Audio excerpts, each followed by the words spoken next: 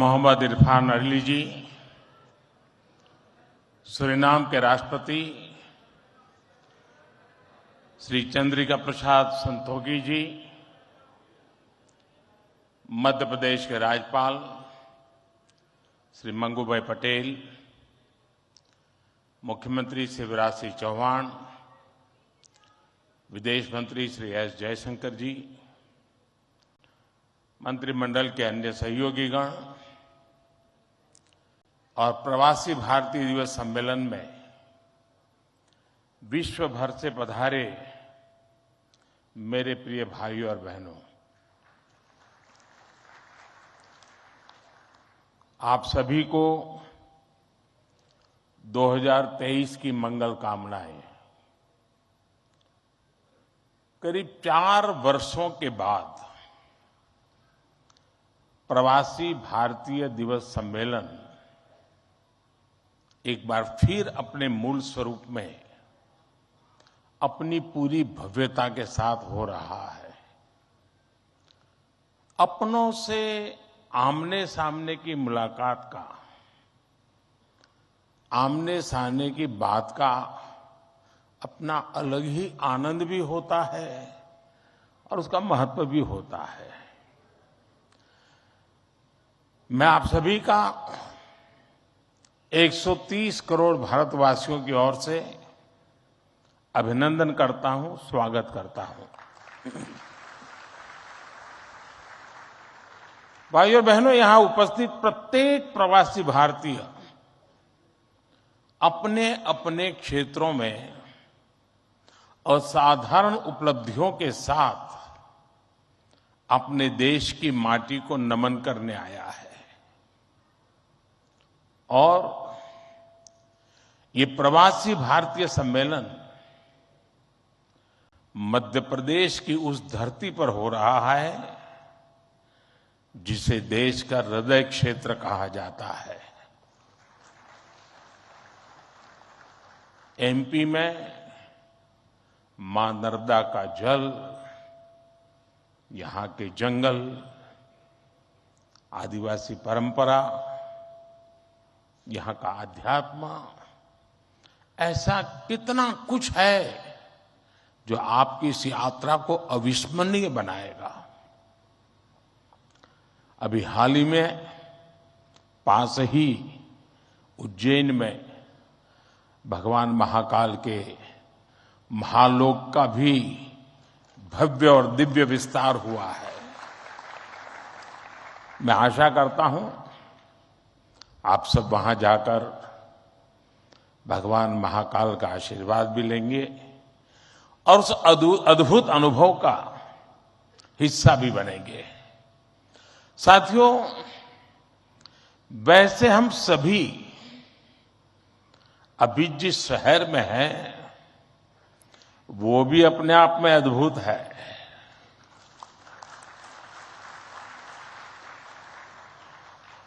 लोग कहते हैं कि इंदौर एक शहर है,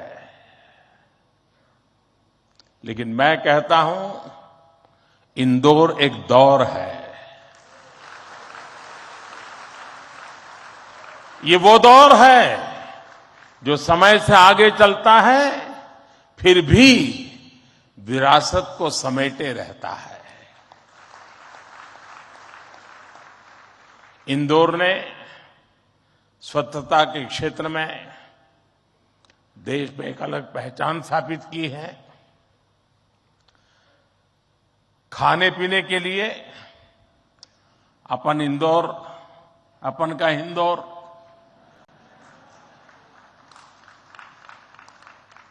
अपन का इंदौर देश ही नहीं पूरी दुनिया में लाजवाब है।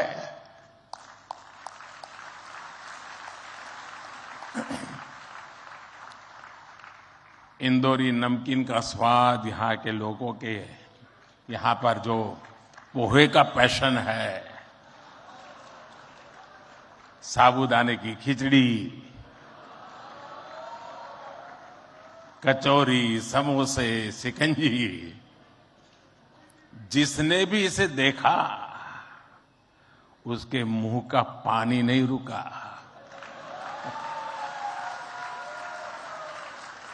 और जिसने इन्हें चखा उसने कहीं और मुड़कर नहीं देखा।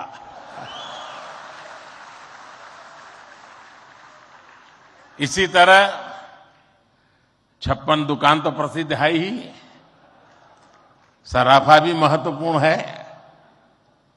यही वजह है कि कुछ लोग इंदौर को स्वच्छता के साथ साथ स्वाद की राजधानी भी कहते हैं। मुझे विश्वास है यहां के अनुभव आप खुद भी नहीं भूलेंगे और वापस जाकर दूसरों को यहां के बारे में बताना भी नहीं भूलेंगे। फ्रेंड्स, दिस प्रवासी भारतीय दिवस is special in many ways. We celebrated 75 years of India's independence just a few months ago. Our digital exhibition related to our freedom struggle has been organized here. It brings the glorious era in front of you again. Friends, the nation has entered the Amrit Kaal of the next 25 years. Our Pravasi Bharatiyas have significant place in this journey. India's unique global vision and its important role in the global order will be strengthened by you people. साथियों, हमारे यहां कहा जाता है स्वदेशो भुवनत्रयम्, अर्थात हमारे लिए पूरा संसार ही हमारा स्वदेश है। मनुष्य मात्र ही हमारा बंधु बांधव है। इसी वैचारिक बुनियाद पर हमारे पूर्वजों ने भारत के सांस्कृतिक विस्तार को आकार दिया था। हम दुनिया के अलग अलग कोनों में गए। हमने सभ्यताओं के समागम की अनंत संभावनाओं को समझा। हमने सदियों पहले वैश्विक व्यापार की असाधारण परंपरा शुरू की थी।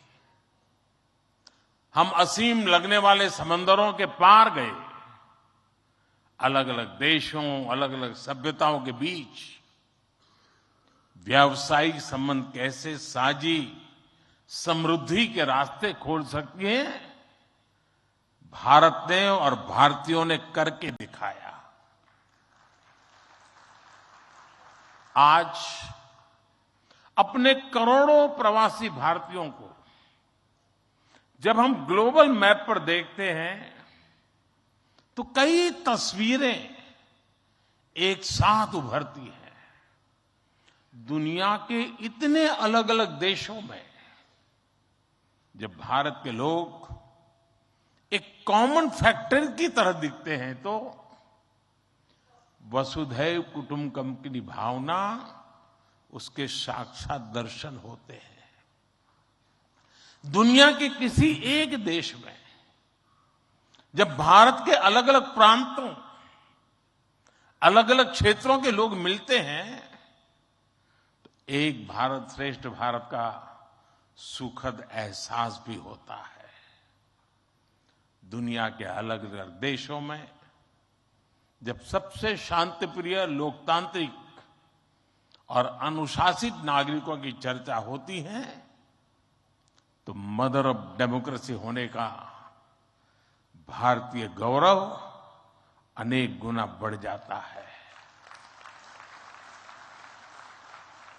और जब हमारे इन प्रवासी भारतीयों के योगदान का विश्व आकलन करता है तो उसे सशक्त और समर्थ भारत, इसकी आवाज सुनाई देती है।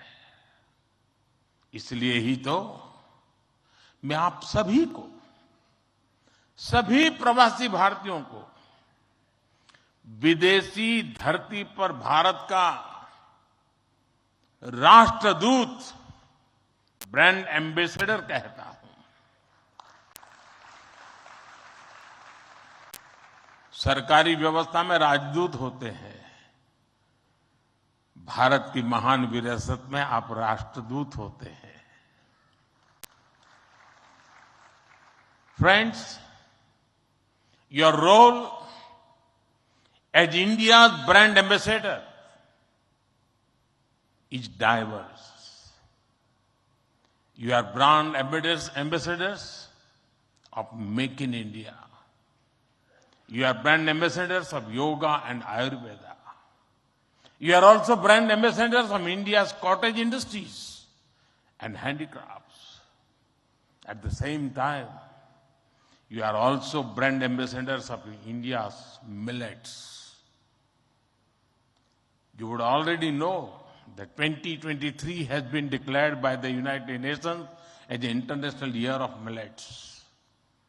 I appeal to you to take some millets products with you while returning. You also have another important role to play in these rapidly changing times. You are the people who will address the world's desire to know more about India. Today, the whole world is waiting and watching India keenly with great interest and curiosity. It is important to understand why I'm saying this. साथियों, पिछले कुछ वर्षों में भारत ने विकास की जो गति प्राप्त की है, जो उपलब्धियां हासिल की हैं, वो असाधारण है, अभूतपूर्व है। जब भारत कोविड महामारी के बीच कुछ महीनों में ही स्वदेशी वैक्सीन बना लेता है, जब भारत अपने नागरिकों को 220 करोड़ से ज्यादा वैक्सीन डोज मुफ्त लगाने का रिकॉर्ड बनाता है, जब वैश्विक अस्थिरता के बीच भी भारत विश्व की उभरती अर्थव्यवस्था बनता है, जब भारत विश्व की बड़ी इकोनॉमी से कॉम्पीट करता है, टॉप 5 इकोनॉमी में शामिल होता है, जब भारत दुनिया का तीसरा सबसे बड़ा स्टार्टअप इकोसिस्टम बनता है, जब मोबाइल मैन्युफैक्चरिंग जैसे क्षेत्रों में, इलेक्ट्रॉनिक मैन्युफैक्चरिंग के क्षेत्र में मेक इन इंडिया का डंका बजता है, जब भारत अपने दम पर Tejas fighter plane, aircraft carrier, INS Vikrant और अरिहंत जैसी न्यूक्लियर सबमरीन बनाता है, तो स्वाभाविक है दुनिया और दुनिया के लोगों में क्यूरियोसिटी होती है कि भारत क्या कर रहा है, कैसे कर रहा है। लोग जानना चाहते हैं कि भारत की स्पीड क्या है, स्केल क्या है, भारत का फ्यूचर क्या है।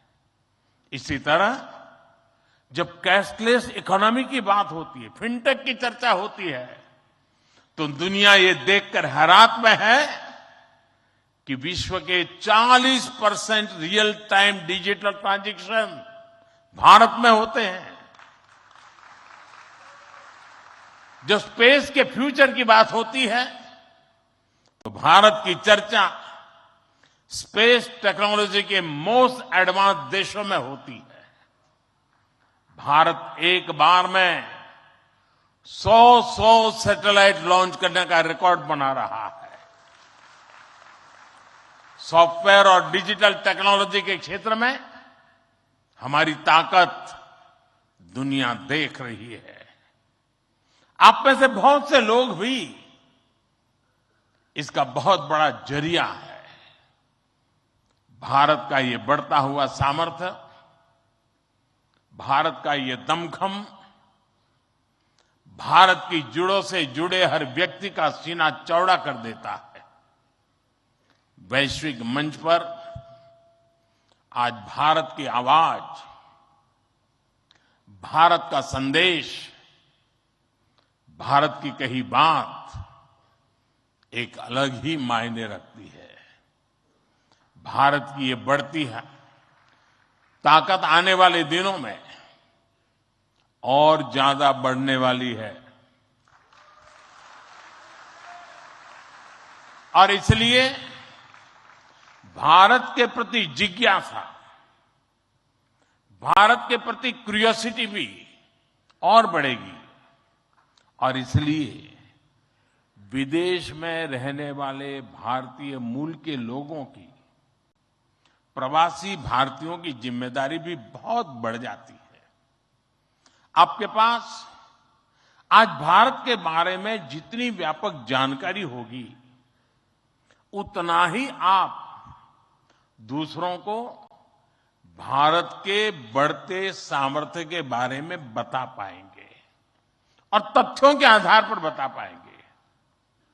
मेरा आग्रह है कि आपके पास कल्चरल और स्पिरिचुअल जानकारी के साथ साथ भारत की प्रगति की अपडेटेड इंफॉर्मेशन होनी चाहिए। साथियों, आप सबको ये भी पता है, इस वर्ष भारत दुनिया के G20 समूह की अध्यक्षता भी कर रहा है। भारत इस जिम्मेदारी को एक बड़े अवसर के रूप में देख रहा है। हमारे लिए ये दुनिया को भारत के बारे में बताने का अवसर है। ये दुनिया के लिए भारत के अनुभवों से सीखने का, पुराने अनुभवों से सस्टेनेबल फ्यूचर की दिशा तय करने का अवसर है। हमें G20 केवल एक डिप्लोमेटिक इवेंट नहीं, बल्कि जन भागीदारी का एक ऐतिहासिक आयोजन बनाना है। इस दौरान विश्व के विभिन्न देश भारत के जन जन के मन में अतिथि देवो भव की भावना का दर्शन करेंगे। आप भी अपने देश से आ रहे प्रतिनिधियों से मिलकर उन्हें भारत के बारे में बता सकते हैं। इससे उन्हें भारत पहुंचने से पहले ही अपनत्व और स्वागत का एहसास होगा। साथियों, और मैं तो ये भी कहूंगा कि जब G20 समिट में, क्योंकि कोई 200 मीटिंगें होने वाली है, G20 समूह के 200 डेलीगेशन यहां आने वाले हैं, हिंदुस्तान के अलग अलग शहरों में जाने वाले हैं। वापस जाने के बाद वहां पर रहने वाले प्रवासी भारतीय उनको बुलाएं, भारत में गए थे तो कैसा रहा, उनके अनुभव सुने। मैं समझता हूं कि उनके साथ हमारे बंधन को और मजबूत करने के लिए अवसर बन जाएगा। साथियों, आज भारत के पास न केवल दुनिया के नॉलेज सेंटर बनने का, बल्कि स्किल कैपिटल बनने का सामर्थ्य भी है। आज भारत के पास सक्षम युवाओं की एक बड़ी तादाद है। हमारे युवाओं के पास स्किल भी है,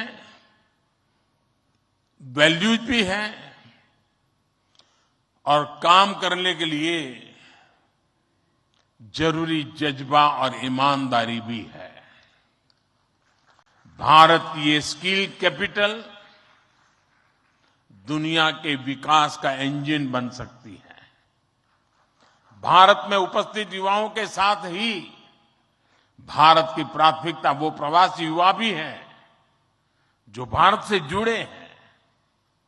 हमारे नेक्स्ट जनरेशन युवा जो विदेश में जन्मे हैं, वहीं पले बड़े हैं, हम उन्हें भी अपने भारत को जानने समझने के लिए कई अवसर दे रहे हैं।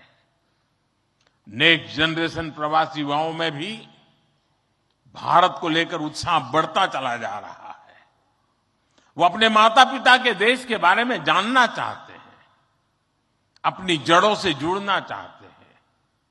ये हम सब की जिम्मेदारी है कि हम युवाओं को न केवल देश के बारे में गहराई से बताएं, बल्कि उन्हें भारत दिखाएं भी।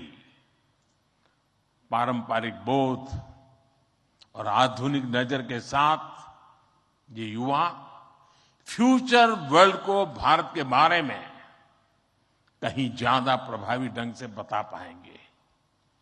जितनी युवाओं में जिज्ञासा बढ़ेगी, उतना ही भारत से जुड़ा पर्यटन बढ़ेगा, भारत से जुड़ी रिसर्च बढ़ेगी, भारत का गौरव बढ़ेगा। ये युवा भारत के विभिन्न पर्वों के दौरान, प्रसिद्ध मेलों के दौरान आ सकते हैं या फिर बुद्ध सर्किट, रामायण सर्किट का लाभ उठा सकते हैं। वो आजादी के अमृत महोत्सव के तहत हो रहे कार्यक्रमों में भी जुड़ सकते हैं। साथियों, मेरा एक और सुझाव है। कई देशों में भारत से प्रवासी कई सदियों से जाकर बसे हैं। भारतीय प्रवासियों ने वहां के राष्ट्र के निर्माण में अपने असाधारण योगदान दिए हैं। हमें इनकी लाइफ, उनके स्ट्रगल्स और उनके अचीवमेंट्स को डॉक्यूमेंट करना चाहिए। हमारे कई बुजुर्गों के पास उस जमाने की कई मेमोरीज होगी। मेरा आग्रह है कि यूनिवर्सिटी के माध्यम से हर देश में हमारे डायस्पोरा के हिस्ट्री पर ऑडियो, वीडियो या लिखित डॉक्यूमेंटेशन के प्रयास किए जाएं। साथियों, कोई भी राष्ट्र उसमें निष्ठा रखने वाले हर व्यक्ति के दिल में जीवित रहता है। यहां भारत से कोई व्यक्ति जब विदेश जाता है और उसे वहां एक भी भारतीय मूल का व्यक्तित्व या व्यक्ति मिल जाता है, तो उसे लगता है कि उसे पूरा भारत मिल गया। यानी आप जहां रहते हैं, भारत को अपने साथ रखते हैं। बीते 8 वर्षों में देश ने अपने डायस्पोरा को ताकत देने के लिए हर संभव प्रयास किया है। आज भारत का ये कमिटमेंट है कि आप दुनिया में कहीं भी रहेंगे, देश आपके हितों और अपेक्षाओं के लिए आपके साथ रहेगा। मैं गयाना के राष्ट्रपति जी और सूरीनाम के राष्ट्रपति जी का भी हृदय से आभार व्यक्त करता हूं, अभिनंदन करता हूं कि इस महत्वपूर्ण समारोह के लिए उन्होंने समय निकाला और उन्होंने जितनी बातें आज हमारे सामने रखी है, वे वाकई बहुत उपयोगी हैं।